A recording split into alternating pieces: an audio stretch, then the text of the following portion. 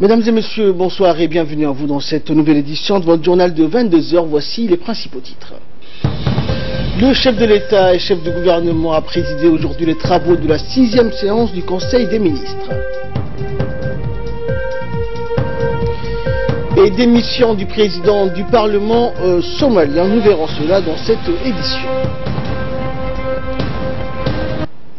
Merci à vous de nous rejoindre sur Télé Djibouti. La 6e séance du Conseil des ministres s'est tenue ce matin sous la présidence du chef de l'État et chef du gouvernement Ismaël Omar Guelleh. Plusieurs questions ont été examinées et approuvées par ce Conseil, dont notamment l'accord de prêt signé entre le gouvernement djiboutien et le Fonds koweïtien pour le développement. Pour plus de détails, suivant le compte rendu du chef de la diplomatie djiboutienne et porte-parole du gouvernement, Mahmoud Ali Youssouf. Bismillah ar-Rahman ar-Rahim. Sous la présidence du chef de l'État, son Excellence M. Ismaël Omar Guelleh, s'est tenue la 6e séance du Conseil des ministres en ce mardi 10 avril 2018. Était inscrite à l'ordre du jour 11 questions.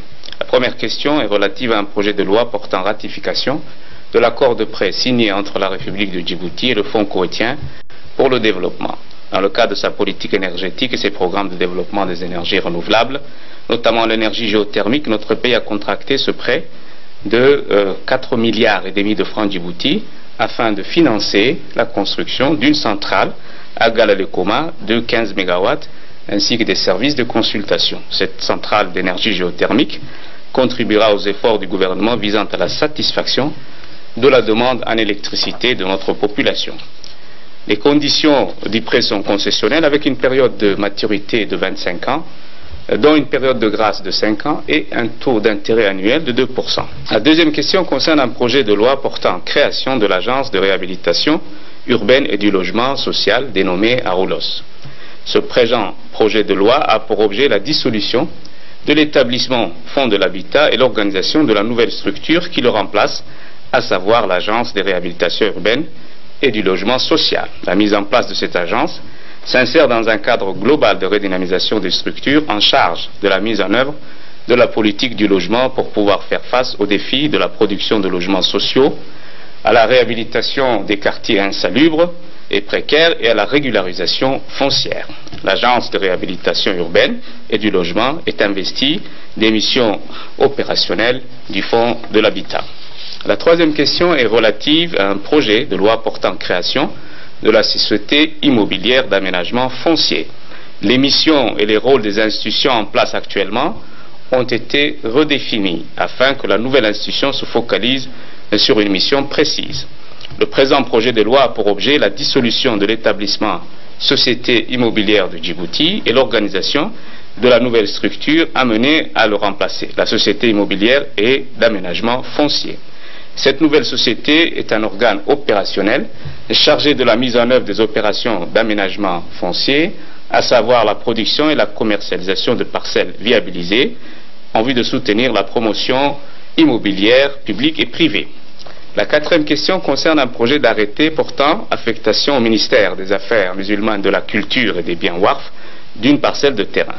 Cette parcelle de terrain de 10 000 m², 6 à Balbala PK12 Nord, est destinée à l'implantation d'activités commerciales. La cinquième question est relative à un projet d'arrêté portant attribution d'une parcelle de terrain à titre onéreux au profit de la société Aoul Group. Cette parcelle de 224 250 m², située au lotissement Nagad, est destinée à l'implantation d'un projet immobilier. La société Aoul Group est chargée de la réalisation de l'ensemble des voiries et réseaux primaires et secondaires et du remblai. Le délai d'exécution des travaux est fixé à 24 mois à partir de la date de la signature du présent arrêté. La sixième question concerne un projet d'arrêté portant modification de l'arrêté numéro 2014-260 présidence du 20 février 2014. Il s'agit de la modification partielle et relative à la superficie d'un terrain de 680 hectares précédemment affecté au ministère de l'Habitat et dont est distrait 100 hectares au profit du ministère de l'Agriculture. 100 autres hectares sont distraits au profit des forces armées djiboutiennes. La superficie restante de 480 hectares reste donc affectée au profit du ministère de l'Habitat. La septième question concerne un projet d'arrêté portant affectation d'une parcelle de terrain au profit du ministère de l'Agriculture. Une parcelle de terrain assise à Douda de 100 hectares est mise à la disposition de la société dénommée Aquo Énergie en vue de l'implantation d'un complexe agro-énergétique. Et durant ce conseil également, plusieurs nominations ont eu lieu, à l'issue desquelles les membres du conseil ont fait des comptes rendus de leurs différentes missions à l'étranger. Écoutons le porte-parole du gouvernement. La 8e question est relative à un projet de décret portant nomination des responsables au ministère de la Femme et de la Famille. Madame Yasmine Salem Saïd est nommée secrétaire générale au ministère de la Femme et de la Famille. Madame Nabila Salman Hassan est nommée conseillère technique du ministre de la Femme, de la ministre de la Femme et de la Famille. Madame Saïda Moussa Ali est nommée conseillère technique de Madame la ministre de la Femme et de la Famille. Monsieur Ismaïl Mohamed Ismaïl est nommé conseiller technique de Madame la ministre de la Femme et de la Famille. Monsieur Ousmane Jama Ousmane est lui aussi nommé conseiller technique du ministre de Madame la ministre de la Femme et de la Famille. Madame Shukri Hussein Djibah est nommée directrice de l'Observatoire Genre. Madame Yasmine Abdelmajid Hassan est nommée directrice de la promotion Genre. Madame Fawzia Ali Ousmane est nommée directrice de la famille. Monsieur Ahmed Hamad Mohamed est nommé directeur administratif et financier. Madame Ruqi Ali Toubé est nommée directrice de la gestion des projets. Monsieur Ali Omar Ali est nommé directeur des études et statistiques de la planification et du suivi et évaluation. Et Madame Roda Ahmed Douale est nommée directrice du Centre de l'action sociale pour l'autonomisation des femmes. La 9e question concerne un projet d'arrêté portant nomination des membres de la commission chargée d'évaluer le patrimoine des structures des soins relevant de la Caisse nationale de sécurité sociale.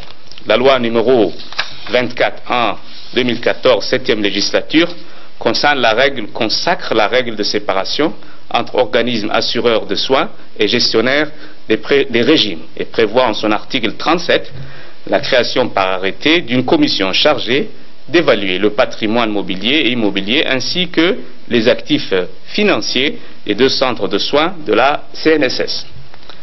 Ce projet d'arrêté actuel donc est créé et fixe la composition des membres de la dite commission chargée d'évaluer le patrimoine des centres de soins de la CNSS. La 10e question concerne un projet de loi portant création du centre d'entrepreneuriat et du leadership. Le développement des marchés dans les secteurs où Djibouti a un avantage comparatif à travers l'entrepreneuriat reste une priorité pour le gouvernement afin d'assurer une croissance soutenue et permettre au pays d'atteindre ses objectifs de pays émergents. Cette volonté politique se matérialise à travers la mise en place d'un centre d'entrepreneuriat et de leadership à Djibouti pour soutenir le développement de l'entrepreneuriat et du secteur privé parallèlement aux réformes d'amélioration du climat des affaires engagées depuis quelques années déjà. Les activités de ce centre tourneront autour de la coordination des réformes, des programmes d'entrepreneuriat et des développements d'entreprises, la promotion des activités d'éveil et de développement des jeunes entrepreneurs et appui à l'incubation, la dynamisation des entreprises, ainsi que la stimulation de la compétitivité du secteur privé dans les secteurs porteurs. En fin de séance, le ministre de l'Enseignement supérieur a fait rapport au Conseil de la visite à Djibouti d'une délégation allemande de Karlsruhe chargée de la coopération scientifique dans le domaine de l'énergie et de la technologie. Le ministre de l'Habitat a pour sa part fait rapport au Conseil de sa participation à la conférence de dialogue structurel avec l'Afrique du Fonds vert pour le climat tenue à Bamako, au Mali, du 3 au 6 avril 2018. Et nous allons revenir donc sur cette séance d'aujourd'hui avec Fardous Hussein. Bonsoir Fardous. Bonsoir Ahmed. Alors quel a été Fardous le fait marquant de ce conseil de ce matin? Eh bien Ahmed, le fait du jour de ce conseil de ministres et bien entendu donc a été l'annonce de la création de la première centrale géothermique à Djibouti. Cette centrale de 15 MW construite donc dans la zone de Galale Koma. Donc tous les défis techniques pour exploiter donc à bon escient les sources de chaleur sorties des entrailles de la Terre semblent avoir été dépassées grâce au concours de nombreux ingénieurs, notamment donc des ingénieurs turcs pour construire cette centrale géothermique. Donc Djibouti donc compte construire cette centrale avec le financement de 4,5 milliards de nos francs de l'aide au développement donc du Koweït. Un délai de 30 ans est accordé au gouvernement djiboutien pour rembourser donc avec un taux allant de 2%, Ahmed, pour ce prêt contracté en faveur de cette centrale géothermique. Voilà ce que l'on pouvait dire sur ce point important qui était donc dans le Conseil des ministres de ce matin. Merci Fardous pour toutes ces précisions. Dans le reste de l'actualité, le groupe d'affaires France-Djibouti a eu lieu donc ce matin une réunion avec le ministre des Affaires étrangères et de la coopération internationale Mahmoud Ali Youssouf. L'objectif étant de s'informer du climat des affaires afin de permettre aux investisseurs français de s'installer, de profiter convenablement des différentes potentialités qu'offre Djibouti qui réalise une croissance annuelle de plus de 7%. Le ministre des Affaires étrangères Mahmoud Ali Youssouf a convié donc des groupes d'entrepreneurs français déjà présents à Djibouti d'expliquer les affaires qui prospèrent plus facilement avec la mise en place des grandes infrastructures qui leur facilitent donc l'accès. Presque tous les grands hommes d'affaires français étaient présents à cette réunion, à savoir Raymond Koubèche, Thierry Maril et le directeur général de la BCMR, mais aussi des hommes d'affaires djiboutiens tels que Burhan Mohamed Ali Gadile, Saïd Omar ou encore Elmi Gessoud. Rappelons que la GAFT est créée il y a juste 6 mois afin de promouvoir les potentialités de Djibouti et d'agrandir à chacun leur marché tant à Djibouti qu'en France. Et le ministre des Affaires étrangères et de la coopération internationale Mahmoud Ali Youssouf a dans son intervention expliqué les différentes potentialités qu'offre Djibouti en matière de marché pour répondre favorablement à la globalisation avec des infrastructures qui respectent les normes internationales. On l'écoute. J'aime à dire que ces relations peuvent être comparées à celles d'un vieux couple, souvent silencieux, ne se parlant pas beaucoup, parfois grincheux, mais liés par une, je dirais, amitié profonde qui parfois se passe de commentaires pour 2 raisons essentielles. La première de ces raisons, c'est que nous avons cette langue en partage, cette culture en partage, parce qu'une langue, elle porte en elle la culture française. Je me rappelle de cette définition il y a plus de 25 ans quand le président Mitterrand l'a prononcée pour la première fois. J'étais jeune diplomate dans une réunion, je crois que c'était à Maurice, à l'île Maurice. Il y avait une réunion de la francophonie et le président Mitterrand avait dit que la langue française était un bien commun qu'on avait en partage. Les gens ne comprennent pas ou ne prennent pas la mesure de l'importance d'une langue dans l'évolution des pays, des sociétés. Et je crois qu'aujourd'hui, ici, le gouvernement de Djibouti, depuis notre indépendance il y a 40 ans, nous avons continué à préserver cette langue, à l'enseigner, à essayer d'en faire un outil de communication, d'éducation, de culture, d'économie, de développement, d'affaires. C'est que réellement, il y a un souci profond, une conviction profonde chez les dirigeants de ce pays que la langue française, la culture française, les relations de Djibouti avec la France étaient des relations uniques et le resteront, je dirais, le plus longtemps possible. Et dans le dossier de cette édition, nous allons revenir sur le bilan des activités des 6 dernières semaines du port et du terminal à conteneurs de Douralé sous la tutelle de la société SGTD. Regardez, c'est un magazine de la rédaction. Le 22 février 2018, le gouvernement de Djibouti créait la nouvelle société de gestion du terminal à conteneurs SGTD. Cette nouvelle société SGTD avait repris les activités du port de terminal à conteneurs d'Oralé DCT après la résiliation du contrat avec DP World, l'entité chargée de la gestion du DCT. Cette nouvelle entreprise nationale dont l'État est le seul actionnaire a pour mission de défendre les intérêts de la nation et de promouvoir les activités du port avec une qualité des services qui répond aux meilleurs standards internationaux. 6 semaines après, force est de constater la société de gestion de terminal de Djibouti SGTD a doublé ses activités et une nette augmentation en termes de volume de transbordement des navires est enregistrée. Nous sommes très satisfaits des performances réalisées depuis le 22 février par la nouvelle société de gestion du terminal à conteneurs de Doralé. En effet, les opérations de chargement, déchargement de conteneurs ont beaucoup augmenté.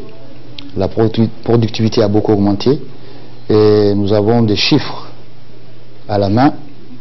Une augmentation de 14% de la productivité. La productivité du port a nettement augmenté. Il a passé de 67% à 77,2% en seulement un mois. Durant cette même période, le nombre de camions journaliers servis a aussi vu une nette augmentation de plus de 700 camions par rapport à l'ancienne société DCT qui limitait les activités du trafic import-export vers le marché local et à destination de l'Éthiopie. Le volume cumulé des activités annuelles représentait environ 800 000 conteneurs par an, alors que le port du terminal à conteneurs a été conçu pour traiter 1 600 000 conteneurs par an. La capacité d'un volume de conteneurs pour Djibouti et l'Éthiopie était de 150 000 conteneurs. Et nous avions investi pour 1 600 000 conteneurs. C'était clair dès le départ. Ce que nous visions était le transbordement. Et après 9 ans,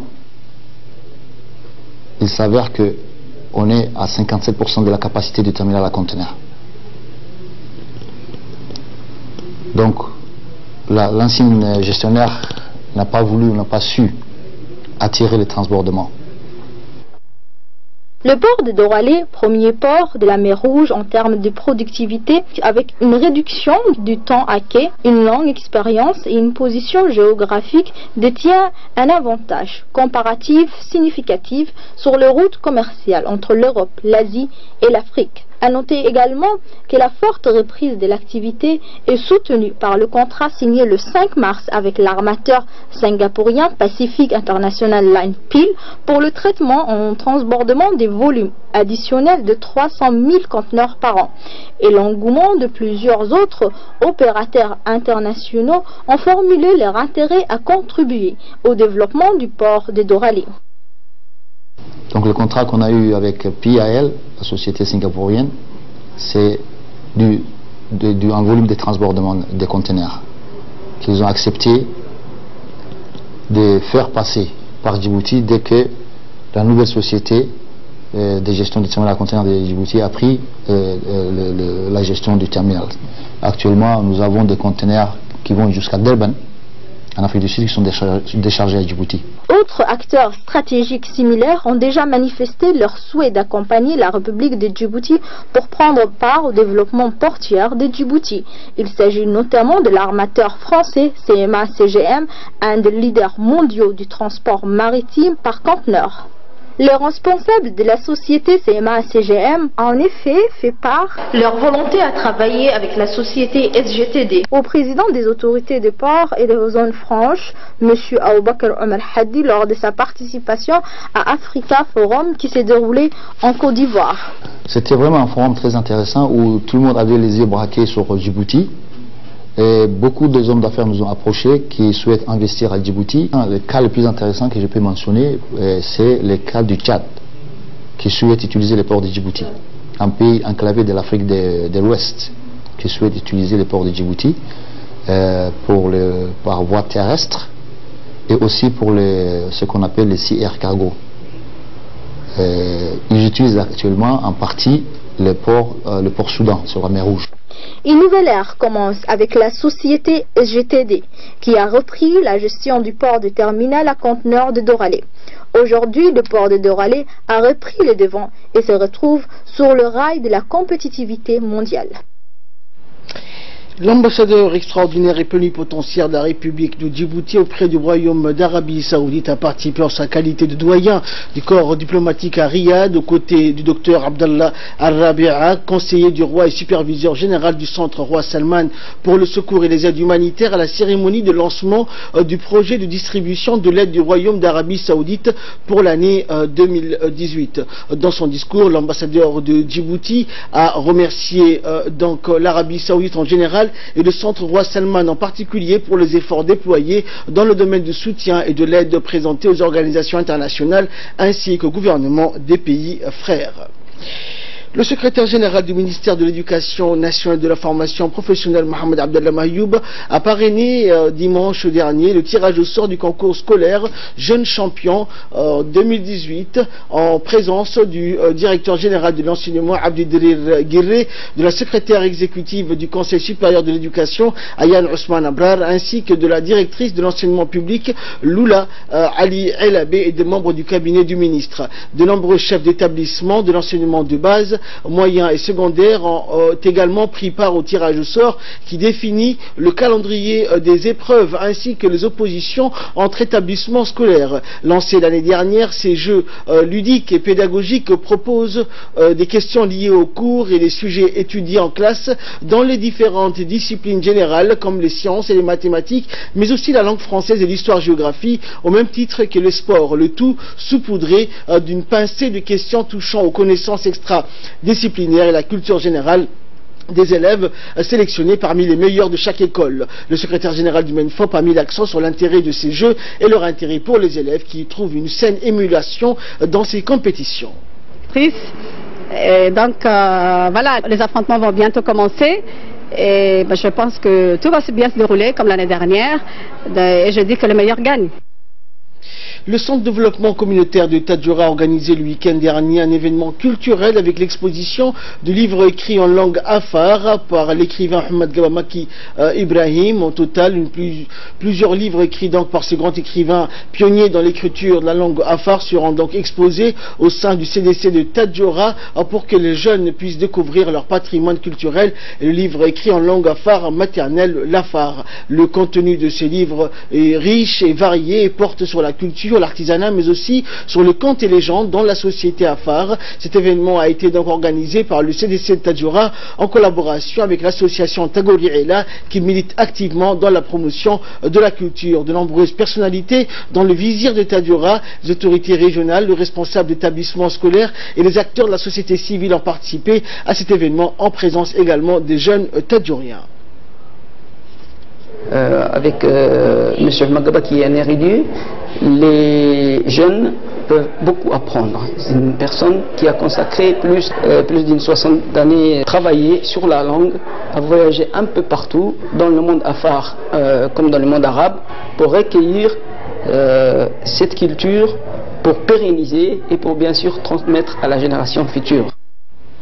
Et dans le cadre de la lutte contre le trafic illicite des marchandises de contrebande, la police détachement d'Ali Sabieh en étroite collaboration avec la brigade des douanes de la région d'Ali Sabieh ont intercepté dans la journée d'hier une quantité importante de sacs de khat de contrebande à la frontière de Galilée. Ont été saisis dans cette affaire une marchandise de khat composée de 115 paquets de khat de 13 kilos. Les contrebandiers voulaient acheminer en quantité dans la ville d'Ali Sabieh. Selon la procédure standard en vigueur, cette quantité a été détruite par le feu en présence des agents de la brigade de douane et de la police d'Ali Sabieh. Dans le cas de la lutte contre le trafic illicite des marchandises de contrebande, la police d'Ali Sabieh donc a intercepté cette importante quantité avec l'appui donc de la douane d'Ali Sabieh.